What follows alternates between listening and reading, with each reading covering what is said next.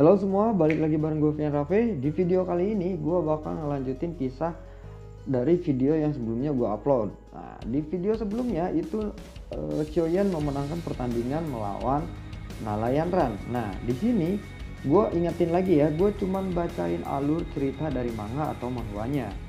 Jadi untuk videonya kalaupun tidak nyambung itu karena filmnya belum rilis di episode yang gue upload.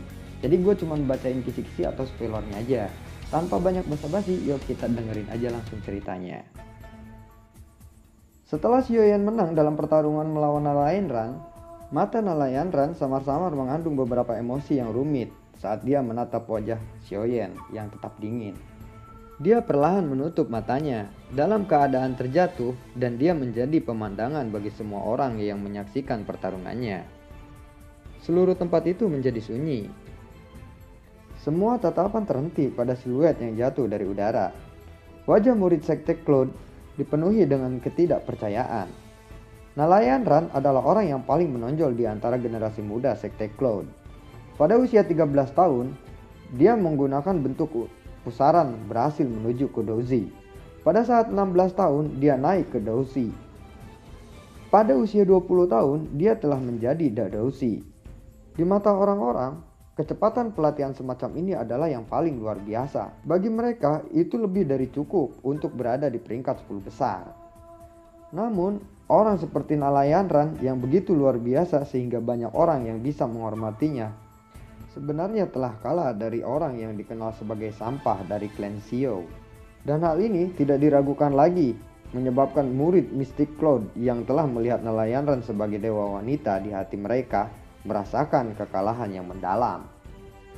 Namun saat mereka mengaitkan kemajuan pelatihan Nalayan Ran, beberapa orang tanpa sadar mengaitkan masalah ini dengan Xiaoyan.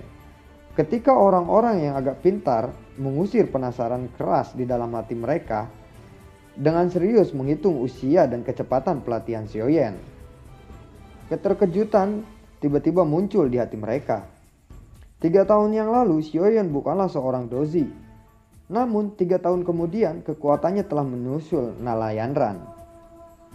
Dalam waktu 3 tahun, Xiaoyan telah melompat melewati Douzi dan Douzi, langsung naik melangkah ke level Dadouzi. Jika seorang mengatakan bahwa kecepatan pelatihan Nalayan Ran adalah sesuatu yang luar biasa, maka kecepatan latihan Xiaoyan mungkin akan membuat mereka ketakutan. Beberapa dari mereka yang mengetahui secara detail tidak dapat menahan rasa gemetarnya. Beberapa dari mereka ingat bahwa dari saat ini 3 tahun yang lalu Xiaoyan hanya berusia 14 tahun. Berarti saat ini Xiaoyan berusia 17 tahun. Berkat kedewasaan dan ketenangan yang ditunjukkan Xiaoyan, orang-orang tidak akan menyangka bahwa usianya sebenarnya adalah 17 tahun. Dadouzi yang berusia 17 tahun, beberapa dari mereka ingat keajaiban yang pernah mengejutkan benua juga secara kebetulan mencapai kelas Dadouzi pada usia 17 tahun, yaitu pendiri Sekte Cloud itu sendiri. Saat mereka mengingat semuanya, beberapa orang diam-diam menelan air liurnya. Mereka bertukar pandangan satu sama lain. Wajah mereka langsung tertutup keringat dingin dan ngeri. Bagaimana tidak, kecepatan latihan Xiaoyan terkait bantuan diberikan oleh Yellow kepadanya. Namun jika Yellow tidak diam-diam menyerap Doki Xiaoyan saat itu dan Xiaoyan tidak perlu menyanyiakan waktu emasnya, siapa tahu jika Xiaoyan mungkin akan lebih cepat mencapai tingkat kelas Dadouzi.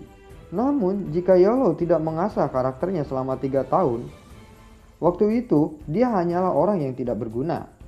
Siapa yang bisa menjamin Xiaoyan mampu memiliki mental yang bahkan membuat banyak orang dari generasi yang lebih tua mengaguminya. Keahlian seseorang mungkin merupakan bakat yang tersembunyi.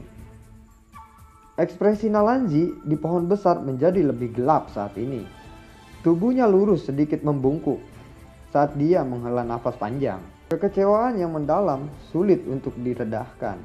Sesuatu yang awalnya sangat baik telah berakhir dalam situasi saat ini, di mana dia tidak hanya kehilangan seorang cucu dan menantu yang luar biasa, yang akan menyebabkan semua orang iri kepadanya. Dia benar-benar membuat kerugian ganda. Mendengar Nalanji menghela nafas, Mu Chen dan yang lainnya hanya bisa dengan bijak saling melirik dan menggelengkan kepalanya. Kinerja Xiaoyan yang sudah jauh melebihi harapan mereka, anak kecil yang tampak telah berlatih sendiri, sebenarnya telah mampu mengalahkan Nalayan yang secara khusus dipersiapkan oleh Sekte Mystic Cloud. Kecepatan pertumbuhan selama 3 tahun ini adalah suatu yang mengejutkan bagi Mu Chen dan yang lainnya. Sungguh anak kecil yang luar biasa. Fama menghela nafas.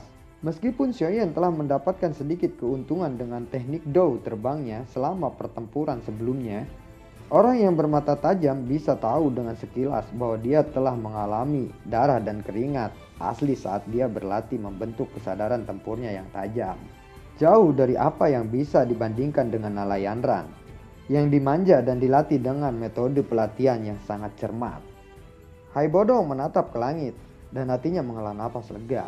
Namun segera menjadi tegang kembali karena dia tahu bahwa bagian yang paling berbahaya dari perjalanan mereka ke Sekte Mystic Cloud bukanlah pertarungan Nalayan, tetapi para tetua Sekte Mystic Cloud itu sendiri. Hai Bodong lalu memalingkan pandangannya. Pandangannya terpaku kepada para sesepuh Mystic Cloud yang duduk di atas platform batu. Ketika tatapannya menyapu melewati Yunleng yang terlihat marah, dia menjentikan tangannya di bawah lengan bajunya dengan lembut. Udara dingin perlahan menyelimuti telapak tangannya, bersiap untuk menangani perubahan mendadak setiap saat. Yunleng lalu berkata pada hatinya, anak kecil sialan, membawa kemarahan dengan tangannya. Yunleng lalu memukul meja batu yang ada di depannya.